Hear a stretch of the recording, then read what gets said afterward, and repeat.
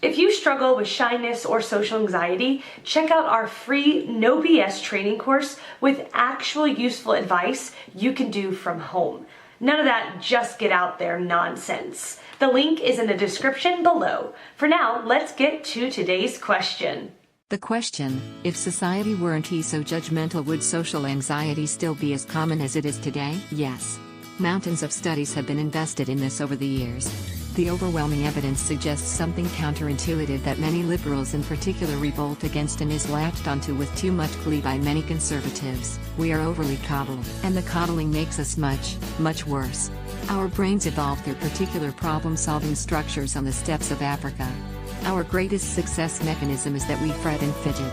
We do that because the tribal pressures we are attuned to manage our small social groups of mostly naked people who all look and talk like us.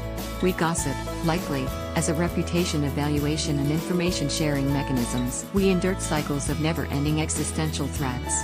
To confront those cycles of new and varied challenges, we evolved various problem-solving, creativity and communication impulses.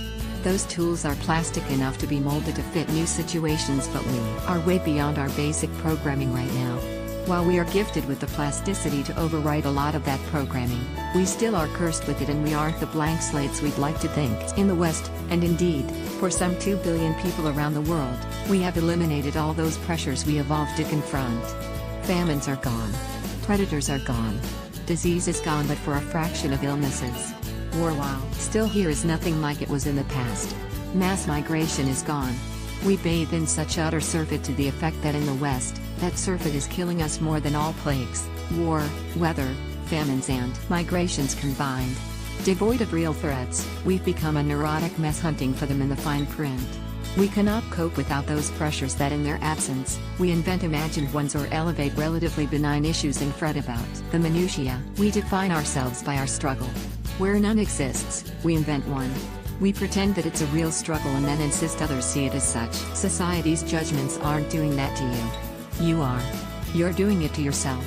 But, in the absence of any powerful impetus to pull you out of your decadent self-delusions, you'll convince yourself that it's just terrible, that things are getting worse, and that you need to go protest or throw rocks or chant songs or get new boobs or a bigger dick or a nicer car.